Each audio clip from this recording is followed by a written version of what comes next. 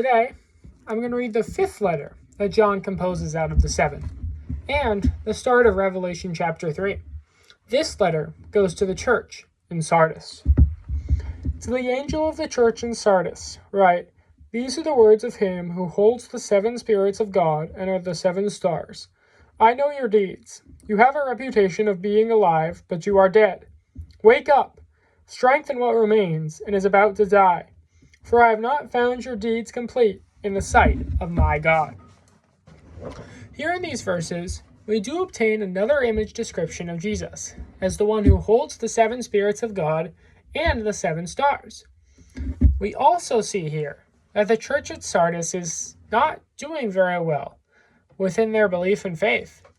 Here in verse 2, it says that their deeds are not found complete in the sight of God, which is the opposite of the prior letter to Thyatira, who was commended for being a church full of great deeds and still staying strong later in their faith and growth after the church was planted. The church at Sardis struggles with deeds, so some of these people may have been the strongest believers, but they didn't show it out in their lives. They weren't filled with love and faith in their deeds, and did stuff for the Lord, but it wasn't truly for him. They still had a meaning for their own heart, human heart, as well, that they were going for. Jumping into verse 3, "Remember therefore what you have received and heard, obey it and repent. But if you do not wake up, I will come like a thief, and you will not know at what time I will come to you." Here in verse 3, we get another looming statement about Jesus coming at a time that we will not know, and a command given to them to repent. This is a statement that all of us as Christians must take to heart. You can't just go around and say, "Oh, I'll spread the gospel tomorrow," or something similar. But the world could end tomorrow. We don't know whenever it ends. We don't know, and that could happen. And that person could have been in heaven if you had told them the gospel when you were drawn to do it, instead of setting it off for the next day. A story that this reminds me of is a story of a church that had a service the night before the Chicago fire.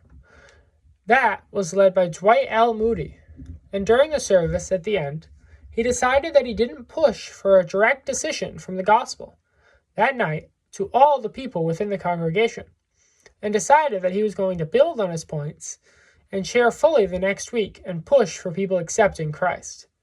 But the next day, the Great Chicago Fire occurred, and hundreds of people lost their lives who could have heard the gospel if he had preached it that night and pushed for people to believe and repent.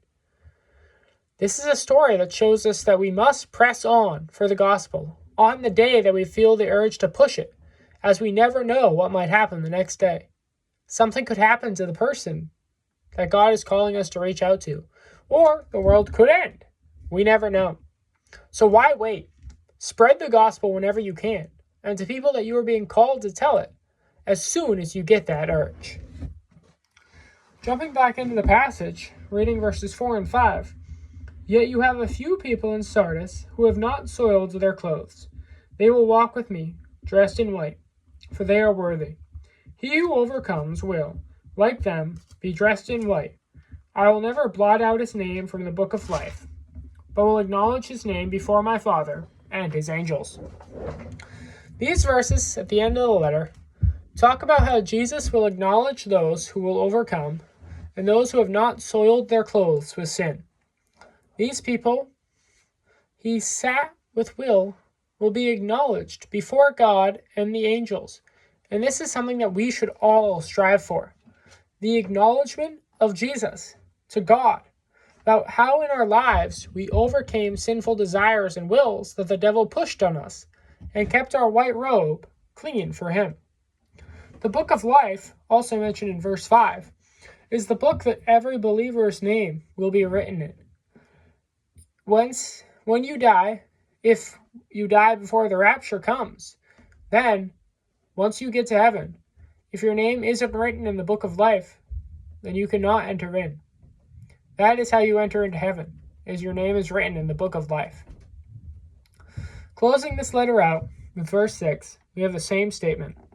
He who has an ear, let him hear what the Spirit says to the churches. This statement has close to all of them. And as I've said at the end of every message, we can hear from the Spirit greatly through prayer and reading of the Bible, which are two important steps to growing our faith in God.